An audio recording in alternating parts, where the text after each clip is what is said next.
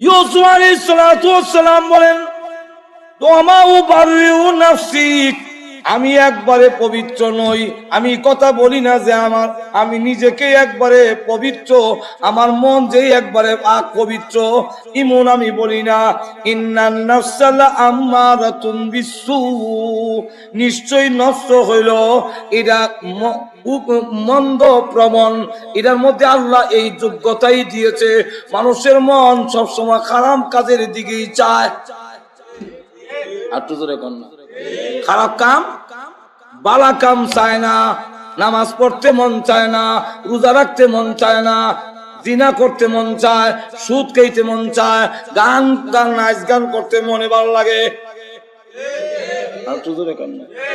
নামাজ না পড়তে ভালো লাগে, পড়তে ভালো লাগে না।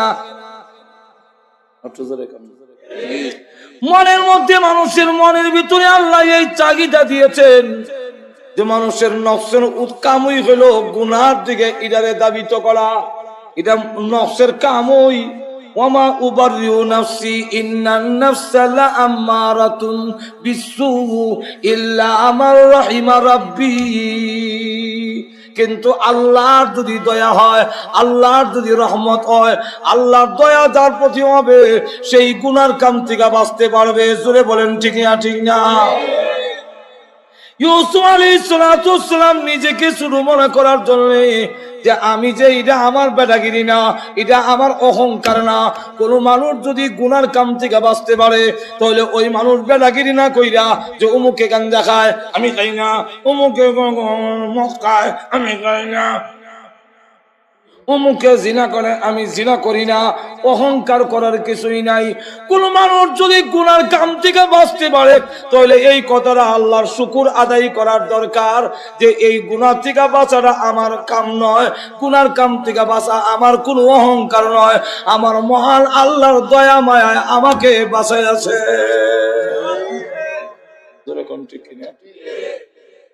হযরত ইউসুফ আলাইহিস সালাতু ওয়াস সালামের আগের কথাটা একটা অহংকার আসতে পারে যে আমি, তার কথাটার মধ্যে অহংকার, আত্মগরিমা, যে আমি ওই কথাটা প্রকাশ করার জন্য যে তার অনুপস্থিতিতে আমি খেয়ানত করি নাই। পরে এই কথাটার মধ্যে একটু অহংকার, আত্মগৌরব কিছু এসে যেতে পারে।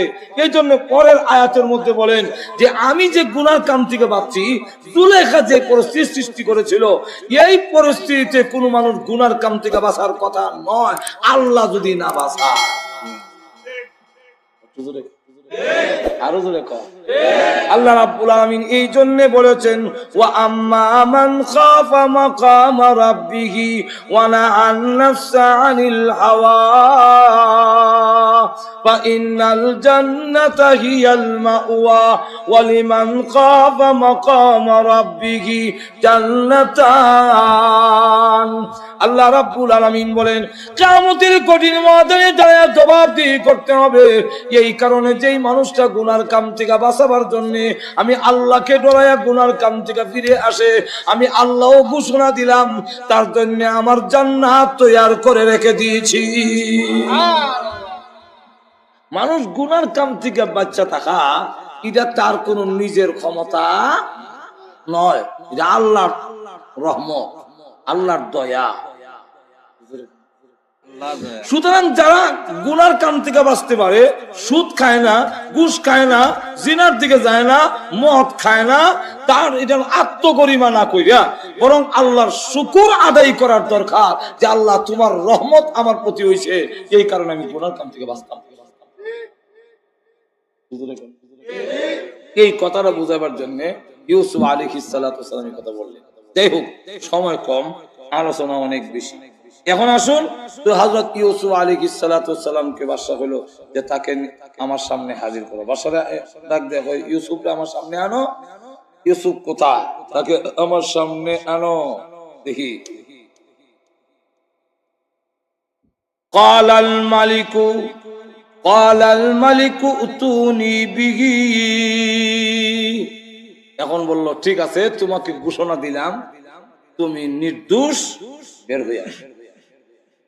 ইউসুফ আলাইহিস সালাতু ওয়াস সালাম নির্দোষ ঘোষিত হওয়ার পরে যখন বের হয়ে আসলেন বাদশার সামনে, জেলের গেটে দাঁড়ায় তিনি বললেন তার সাথে যারা জেলের মধ্যে ছিল সকলেই বলো আল্লাহ, এই লোক কান্নার রুল পড়ে গেল যে এমন ভালো লোক জেলখানার ভিতরে জিন্দেগিতে কোনোদিন আসেনি।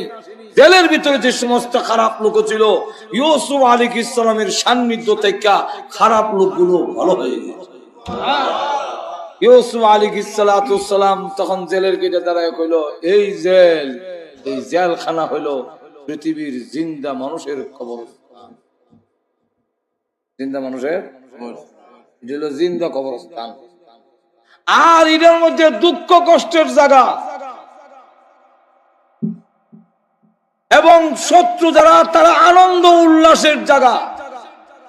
কথা হয়ে বের হয়ে আসলো আর বলে, আল্লাহ, বাদশার সামনে যাচ্ছি, আমি দুনিয়ার কারো করুণা চাই না, আমি তোমার কল্যাণ এবং তোমার করুণা চাই। আল্লাহ, বাদশার কোনো করুণা আমি চাই না, বরং আমি চাই তুমি আমার প্রতি কল্যাণ নাজিল করো, তুমি আমার প্রতি তোমার করুণা দয়া নাজিল করো। বাদশার দরবারে গেল। বাদশা তখন ওনার সাথে তখন কথোপকথন শুরু করলো।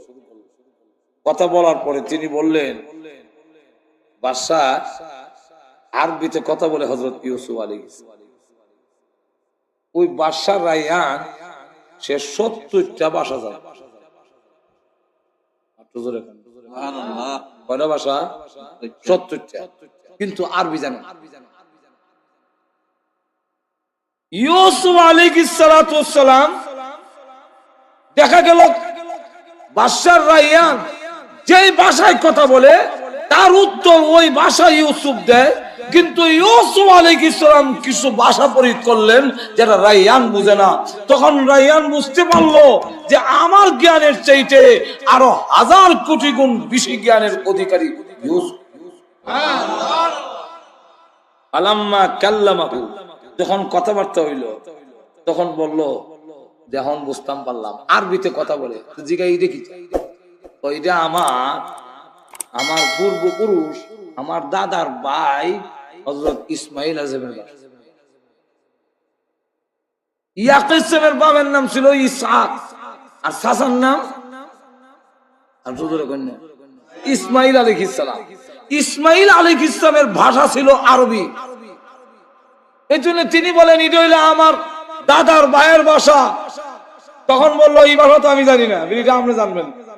এরপরে বললো হিব্রু ভাষায় কথা, হিব্রু ভাষাও বাদশা জানে না। তখন বললো, এটা কোন ভাষা? এটা হইলো আমার বাপ দাদা পূর্বপুরুষের ভাষা, আমার বাবা ইয়াকুব আলাইহিস ভাষা হিব্রু ভাষা, আমার পূর্বপুরুষ ইসহাক আলাইহিস সালাম তারও ভাষা হিব্রু ভাষা। বাদশা তখন এই ভাষায় কথা বললে বুঝে না, কিন্তু সে যে 70টা ভাষায় কথা বলে সবটি ভাষায় ইউসুফ আলাইহিস সালাম কথাবার্তা দ্বারা বুঝতে পারলো যে ইউসুফ অত্যন্ত জ্ঞানের অধিকারী। قال إنك اليوم لدينا مكين أمين। এমনি ডাক দিয়া বলল, আগে তো বলছিল বাদশা তাকে আমার সামনে নিয়ে আসো, আস্তাখলিসুহু লিনাফসি, আমি তাকে আমার বিশেষ লোক অর্থাৎ উপদেষ্টা বানাবো। কিন্তু এখন কথাবার্তা বলার পরে তিনি ডাক দিয়া বলেন, ইন্নাকা, নিশ্চয় ও ইউসুফ, তুমি আল-ইয়াউম, আজকের দিনে, লাদাইনা, আমাদের নিকট, মাকিনুন আমিন, সম্মানিত এবং বিশ্বস্ত হয়ে থাকবে। তুমি এখন থেকে আমাদের কাছে সম্মানিত ব্যক্তি এবং বিশ্বস্ত। কারণ আমরা বুঝতে পারলাম যে আজিজ মিসরের ইগেনত দেখেও তুমি আমানতের খেয়ানত করো নাই, এবং তোমার সাথে কথা বলার দ্বারা বোঝা গেল অত্যন্ত খুব গভীর জ্ঞানের অধিকারী। সুতরাং তুমি আমাদের কাছে এখন থেকে খুব সম্মানিত এবং তুমি আমাদের কাছে বিশ্বস্ত। এখন বলেন, আপনাকে ইসলাম আগে উপদেষ্টা বানাইতেন, এখন উপদেষ্টা, এখন মন্ত্রী পরিষদ। ইউসুফ আলাইহিস সালাম বললেন তখন, তাহলে একটা কাজ করেন, অর্থ বিভাগ পরিচালনা করার জন্য দায়িত্ব আমার।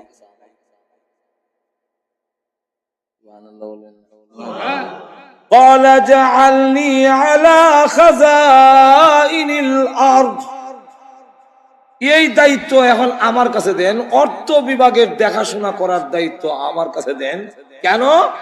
এটা দেখাশোনা করার জন্য ইন্নী হাফিজুন আলিম, এই অর্থ বিভাগ পরিচালনা করার, হেফাজত করার আমি ভালো রক্ষক, হেফাজতকারী, এবং ইটার সম্বন্ধে আমার বিশেষ জ্ঞান আছে অর্থ বিভাগটা। কারণ স্বপ্নের মধ্যে যে আপনাকে স্বপ্নে যে গরু দেখানো হয়েছিল, স্বপ্নে যে 7টা গরু দেখছিলেন, 7টা দানা সরা দেখছিলেন, গমের সরা, আর 7টা শুকনো এবং 7টা তাজা, এটার ব্যাখ্যা আমি ছাড়া কেউ বুঝে না। আর এটার দ্বারা কি আসবে, দেশে যে প্রথমে 7 বছর খুব ফসল হবে, 7 বছর দুর্ভিক্ষ হবে, এটার ব্যাখ্যা আমাকে আল্লাহ জ্ঞান দান করেছেন। সুতরাং আমি বুঝতেছি অর্থ ব্যবস্থা কি হবে, এই জ্ঞান আমাকে দিয়েছেন। অতএব আমাকেই দায়িত্ব দিলে দেশের জনগণ বেশি উপকৃত হবে। এখন ইউসুফ আলাইহিস সালাম তাহলে এই দায়িত্ব, এই ঈদগুলো ছায়া কেন নিলেন, বিস্তারিত আলোচনা করতে গেলে অনেক লম্বা সময়ের দরকার। কোন পথ তো ছায়া নেওয়া যায় না। ইউসুফ আলাইহিস সালাম এই পথ কেন লেগে ছায়া নিলেন বলে, হ্যাঁ, কোন ক্ষেত্রে যদি দেখা যায় যে আপনি এই দায়িত্ব নিলে, অন্যরা নিলে দেশের আমানতের কিয়ামত হবে, অন্যরা নিলে দেশের লোকজন উপকৃত হবে না, আপনার কাছে দায়িত্ব হইলে আপনি দেশের বেশি উপকৃত হবে, তখন দেশের জনগণের কল্যাণার্থে আপনি ওই পথ ছায়া নেওয়া ওই জরুরি। কোন ক্ষেত্র আছে আপনি তখন এই পথ ছায়া নেওয়া ওয়াজিব হয়ে যায়। যেমন এক মসজিদে গিয়া ঢুকছেন একজন আলে, ঢুকে গিয়া দেখে কেন ইমাম নাই, সব পাবলিক, আর উনি যে আলেম এবং কোরআন শরীফ শুদ্ধ, এটা কেন কেউ জানেন। এখন যদি আপনি দায়িত্ব চাই নেওয়ার নাই বইয়ে থাকেন, আর একজন সাধারণ লোক আলহামদুলিল্লাহ পড়নেওয়ালা লোক যদি ইমামতি যায়, আর এই লোকটা থাকার কারণে ওই যে আলেম সে যদি পিছনে নিয়ত বান্ধে বই থাকে, সকলের নামাজ বরবাদ।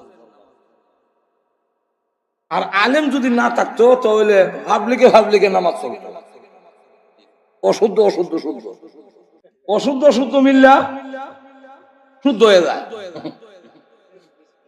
শুদ্ধ হয়ে যায় বলতে ওগুলো শুদ্ধ মিললা যায় এক জাতের নামাজ। কিন্তু একজন যদি ভালো এখানে লোক জাননেওয়ালা থাকে আর এই সময় না কর, তার কারণে সকলের নামাজ বাদ যাবে। ওই তো এই সময় তার কোন ওয়াজিব ইমামতি আমি করব, আর তো কর না।